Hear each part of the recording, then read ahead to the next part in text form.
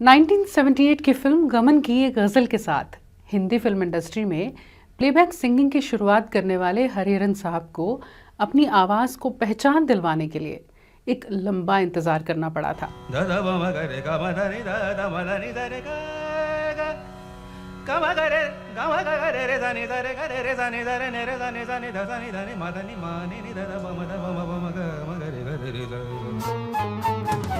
हालांकि गज़ल्स की दुनिया में ये अपना नाम बना रहे थे, लेकिन प्लेबैक सिंगिंग में इनकी आवाज़, इनके स्टाइल को एक मकाम तब मिला, एक पहचान तब मिली उस फिल्म के साथ जिससे ए.आर. रहमान भी कंपोज़र के तौर पर डेब्यू कर रहे थे। इसी फिल्म के साथ हरिहरन जी की तमिल फिल्म्स में भी प्लेबैक सिंगिंग की शुरुआत हुई। ये कौन सी फिल्म थी, गीत कौन सा था, आज यही बताने वाली हूँ, रील नहीं रियल स्टोरीज में।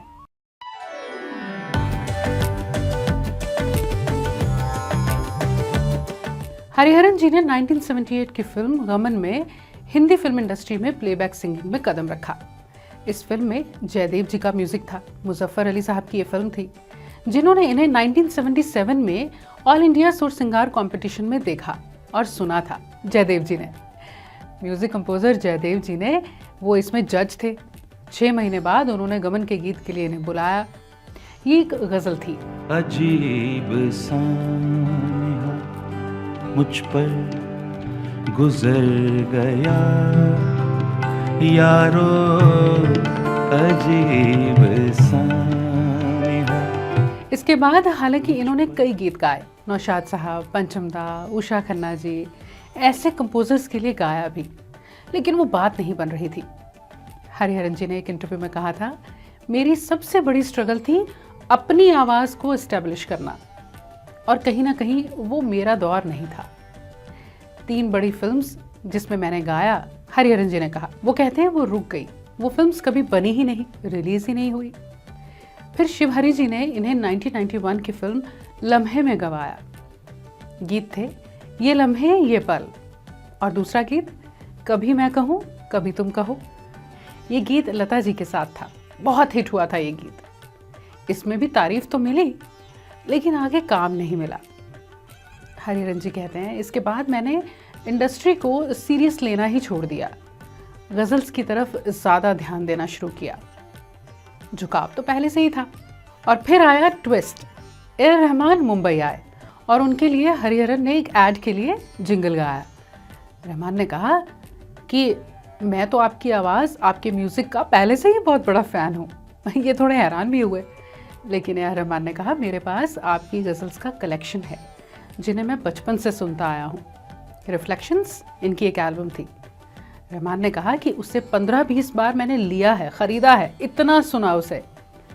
मैं मणिरत्नम साहब के साथ एक फ़िल्म कर रहा हूँ, आप उसमें गाएंगे?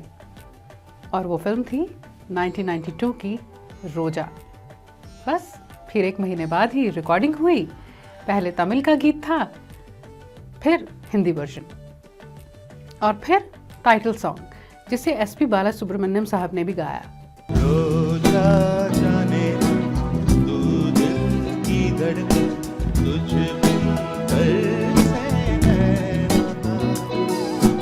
इस दौरान म्यूजिक इंडस्ट्री का दौर भी बदल रहा था। इनकी आवाज़ को बहुत पसंद किया गया, इनके अंदाज को बहुत पसंद किया गया। इसके बाद ए.आर. रहमान की कॉम्पोजिशंस में हमने इन्हें कई बार सुना है। इनकी आवाज़ फिल्म बॉम्बे हो, सपने हो, ताल हो, उनमें भी। और इनके कुछ खास गीत रहे, चंदा रे कभी तो ज़मीन पर आ बैठेंगे, बातें करेंगे, हाय रामा,